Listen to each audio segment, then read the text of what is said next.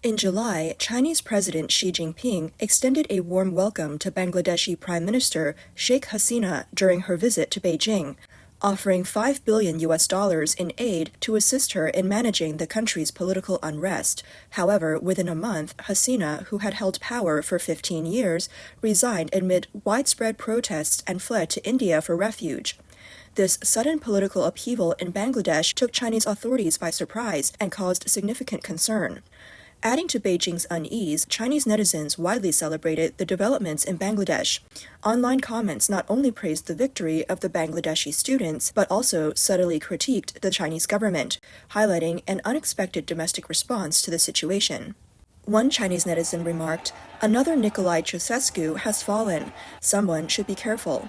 Ceausescu was the dictatorial president of Romania who on December 25, 1989, faced protests during a speech, saw the military turn against him, and eventually tried to escape by helicopter, only to be executed by his own security forces. Another netizen wrote, "We missed our chance before. Let's not lose it next time. It all depends on the military stance." One more netizen commented, "Civilizations have diversity, but the direction is singular. Best wishes to the people of Bangladesh." A Weibo user commented, "The national situations are quite similar, yet why are people in small countries much braver than those in large ones?" Another user replied, "That's true. During the pandemic, we didn't even step out of our neighborhood." One Weibo comment said, "Hasina fled. When will she leave?" The co-chair of the Chinese Democratic Party's Central Committee, Wang Juntao, responded to these comments, saying that the widespread congratulations from Chinese netizens for the success of the Bangladeshi revolution show that there is still potential for democracy in China. He believes that young people often have a rebellious mindset, so when news of the Bangladeshi prime minister's forced resignation broke, independent-thinking Chinese netizens celebrated, and others followed suit. Wang also mentioned that when the Vietnamese General Secretary dies, netizens will likely cheer or subtly express their dissatisfaction with Xi Jinping. He noted that many people in China are unhappy with Xi and hope for his removal. Wang said, "These phenomena indicate that there is still significant potential for political transformation in China. It depends on whether certain unexpected events can quickly mobilize the public." However, some Chinese nationalists expressed sympathy for Prime Minister Hasina's escape. They argued that Western ideology has harmed Bangladesh and that only the Chinese Communist Party, CCP, has brought stability to the country. They criticized the Bangladeshi people for not being grateful. Video footage from the internet shows angry Bangladeshis storming the Prime Minister's residence, looting Hasina's belongings, and clearing out everything inside. Muhammad Yunus, Bangladesh's only Nobel Peace Prize laureate, commented that August 5th marks the second liberation day for Bangladesh since its 1971 independence war with Pakistan. On August 8th, the United States announced its intention to collaborate with Bangladesh's new interim government to help the South Asian nation establish a democratic future following weeks of protests. This development signals a significant shift in the geopolitical dynamics of Bangladesh, where years of influence and substantial investment by Xi Jinping have been suddenly rendered ineffective in the face of U.S. intervention. Starting in July this year, student groups in Bangladesh launched large-scale protests demanding the abolition of a discriminatory hiring system for civil servants. This system was accused of favoring people with close ties to the government. The privileges of the country's bureaucrats left many graduates without jobs, feeling hopeless about their futures. The protests eventually escalated into a nationwide uprising, with violent clashes between students and the police. To calm the unrest, the Bangladeshi government quickly cut off the internet, banned public gatherings, restricted communications, and deployed the military in some areas, imposing curfews. Authorities even ordered the police to shoot on sight anyone violating the curfew. These clashes resulted in hundreds of deaths, thousands of injuries, and the arrest of over 10,000 students. On August 3rd, the Bangladeshi military formally refused to suppress the protesters. General Wakar-uz-Zaman, the current military leader, issued a statement saying that the military has always stood with the people and will continue to do so. General Walker was originally a supporter of Prime Minister Hasina, and they share a family connection through marriage. After losing the support of the military, Hasina's government quickly collapsed. Protesters cheered as they stormed the Prime Minister's residence. On August 5th, a 77-year-old Hasina, under the protection of her security team, fled her residence in a panic, boarding a convoy and then a helicopter, eventually escaping to an Air Force base near New Delhi, India. Following more than a month of deadly anti-government protests, Hasina's 15-year tenure as prime minister ended in her flight from the country. The entire incident resulted in at least 432 deaths, making it one of the bloodiest events in Bangladesh's history. At the outset of protests in Bangladesh, Prime Minister Sheikh Hasina sought to quell the unrest through violent police crackdowns while visiting China to seek assistance from the Chinese Communist Party. Beijing, for its part, did not anticipate that this authoritarian leader would lose her grip on power. According to the Chinese Ministry of Foreign Affairs, Prime Minister Hasina visited China from July 8th to 11th, where she met with key figures including President Xi Jinping, Premier Li Qiang, Chairman of the Chinese People's Political Consultative Conference Wang Huning, and Foreign Minister Wang Yi. Both sides announced the elevation of China-Bangladesh relations to a comprehensive strategic partnership. They agreed to advance existing large-scale infrastructure projects under the Belt and Road Initiative. At that time, media reports suggested that Hasina's visit resulted in a $5 billion loan from the CCP. According to the full joint statement released by China, it stated, China is willing to continue providing as much assistance as possible to Bangladesh, actively considering the construction of hospitals, bridges, and the renovation of conference centers in Bangladesh to support its economic and social development. The statement also said, Bangladesh reaffirmed its firm adherence to the One China principle, recognizing the government of the People's Republic of China as representing all of China, with Taiwan being part of China. Bangladesh supports China's efforts to safeguard its national sovereignty and territorial integrity. According to the Dhaka Tribune, the Chinese ambassador to Bangladesh, Yao Wen, described Hasina's visit to China after 10 years as a historic visit, and that China-Bangladesh relations will enter a new chapter. The commentary noted that Bangladesh's endorsement of the CCP's One China principle was in exchange for more economic aid from China. According to Voice of America, China and Bangladesh are currently discussing a $7 billion loan from China, of which $5 billion will be used for trade aid and $2 billion may be used to provide budget support in local currency to strengthen Bangladesh's financial framework. In 2015, Bangladesh was drawn into the Belt and Road Initiative by Beijing, welcoming the first South Asian country to join the initiative. It was called the Bangladesh-China-India-Myanmar Economic Corridor, BCIM. This initiative was formally established during President Xi Jinping's visit to Dhaka in 2016. Xi Jinping promised to invest $40 billion under the Belt and Road Initiative, making Bangladesh the second largest recipient of Chinese funds after Pakistan. By 2022, Beijing had become the largest source of foreign direct investment in Bangladesh, accounting for 65% of the country's total investment. China's investments covered sectors such as energy, connectivity, digitalization, renewable energy, and human resources development. Among these areas, China particularly focused on energy and transportation infrastructure. Chinese state-owned enterprises also purchased 3 natural gas fields in Bangladesh, which provide over half of the local natural gas consumption. In a short time, China has injected a substantial amount of investment into Bangladesh's economy. In addition to economic aid, Beijing also supported Hasina's government in resisting Western pressure. As China strengthened its support for the current regime in Bangladesh, it further advanced its Belt and Road Initiative across various expanding areas. Some analysts pointed out that 1/3 of the projects under China's Belt and Road Initiative in Bangladesh are commercially unviable. However, they were approved because influential individuals within Bangladesh's political circles stood to benefit from them. Kamal Ahmed, a political columnist in Bangladesh, commented that despite Bangladesh's cautious approach in selecting Belt and Road projects, there are widespread concerns about debt repayment. He said the costs of these projects are challenging, and there may be hidden factors, including political calculations.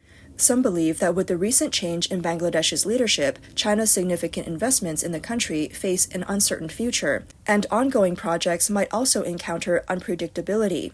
Regarding Prime Minister Hasina's sudden downfall, some analysts suggest that as a close friend of the CCP, Bangladesh's system was increasingly resembling that of Xi Jinping's government. However, the poverty in Bangladesh triggered an unstoppable uprising, something that the suffering Chinese people might still lack the courage to initiate.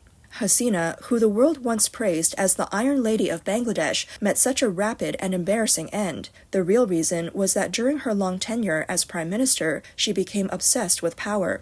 To maintain her rule, she ruthlessly trampled on democratic procedures and violated human rights, turning into a dictator hated by Bangladeshi students. In 1971, when the people of Bangladesh gained independence by resisting Pakistan, Bangladesh was one of the poorest countries in the world. The leader who fought for their independence, Sheikh Mujibur Rahman, became Bangladesh's first ruler. He was the father of the fleeing Prime Minister, Hasina. Under Rahman's leadership, the government established a quota system for Bangladesh's civil service through an order from the Cabinet Services Division. 30% of the positions were allocated to veterans of the Bangladesh War of Independence, 10% to women affected by the war, and 40% to individuals from underrepresented areas. Only 20% of the positions were open to merit-based recruitment. This is similar to the strategies of the CCP, where the red genes and groups favored by the CCP control the lifeblood of the entire nation. The general public, including farmers, are left to fend for themselves as the lower-class population or are constantly exploited.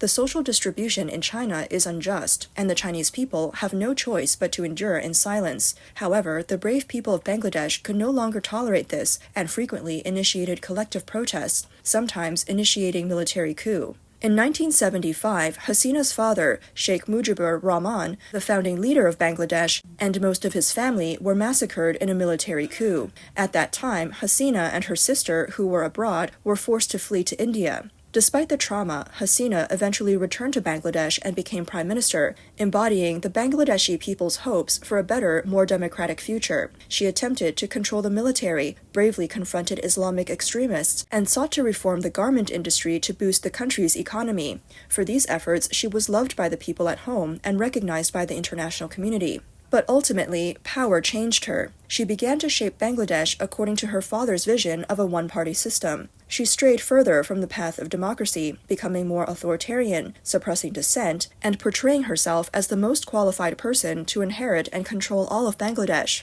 In recent years, Hasina's power relied on two main pillars. First, the ruthless suppression of opposition. This included extrajudicial killings of dissenters, imprisoning journalists and opposition figures, and using human rights violations to eliminate any challenge to her position. Second, she established an all-encompassing network of interests that protected her in exchange for their benefits. For a long time, Bangladesh, already impoverished, continued to suffer under Hasina's unfair quota policies, worsening the gap between rich and poor. This was the main reason for the constant protests and unrest in the country. The unfair quota system benefited Hasina's supporters and loyalists, who became key tools in securing her votes and suppressing the opposition. The ruling government's crackdown on the opposition and other human rights violations drew criticism from the United States and the European Union. In December 2021, the U.S. imposed human rights sanctions on Bangladesh's elite paramilitary force, the Rapid Action Battalion, RAB, and 7 of its current and former officials, including the Inspector General of Police, Benazir Ahmed. These individuals were banned from entering the U.S. on account of human rights abuses, including arbitrary detention and killings of opposition figures. In the same month, Bangladesh was excluded from participating in President Biden's Democracy Summit, highlighting the international community's concerns. The U.S. is Bangladesh's largest export destination, with total exports reaching nearly $7 billion, about 90% of which are garments. Due to concerns over Bangladesh's weak institutions, high levels of corruption, human rights violations, and the undermining of the democratic process during the 2014 and 2018 elections under Hasina's leadership, Western multilateral lenders often refuse to provide aid and loans to Bangladesh. This political situation in Bangladesh presented an opportunity for the Chinese Communist Party, eager to expand its influence in this South Asian country. After the U.S. criticism and sanctions over Bangladesh's poor human rights record, Chinese Foreign Minister Wang Yi visited Bangladesh in August 2022, actively courting this dictatorial friend to counter the U.S. The CCP's support emboldened Hasina's government. Authoritarianism became the foundation of the close relationship between China and Bangladesh, serving as a tool to counter the democratic systems of the U.S. and Europe. In response to public protests, the Hasina government abolished the controversial quota system in 2018. However, after Hasina began her 5th term as prime minister this year, the High Court ruled in June to reinstate the quota system. But this time, things didn't go as smoothly. Hasina underestimated the determination and strength of the Bangladeshi youth. Even though she went to Beijing to shake hands with Xi Jinping, she couldn't escape the fate of fleeing her country. One of the leaders of the Bangladeshi student protests, Nashin Islam, spoke out after Hasina died. He revealed that he had been detained twice and tortured during the crackdown. He said, "It's not enough to just let Sheikh Hasina escape, we will bring her to justice."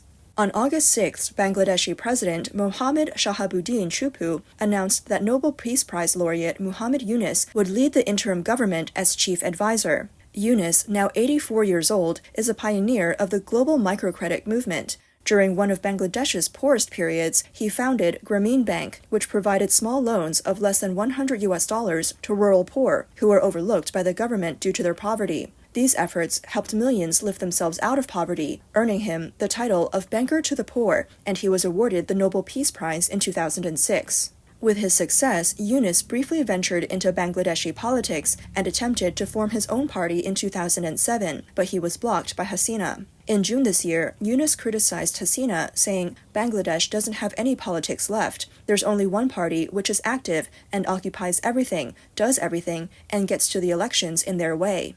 As a result, Yunus and 13 others were charged by a Bangladeshi court with embezzlement of public funds.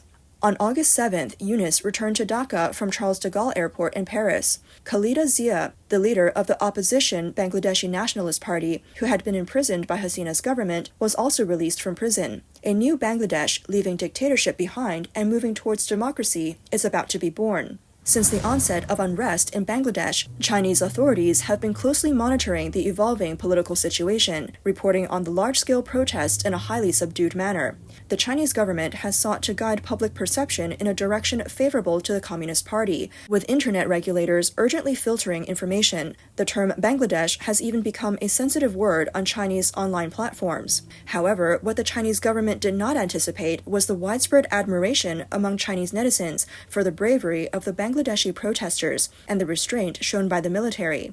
Many celebrated Prime Minister Hasina's flight, with commentators suggesting that this development should cause significant concern and fear for Xi Jinping's administration. They pointed out that similar events could potentially occur in China, given the comparable national circumstances. Chinese netizens have also commented saying, "What's happening in Bangladesh today is what will happen in China tomorrow. We must keep pushing forward."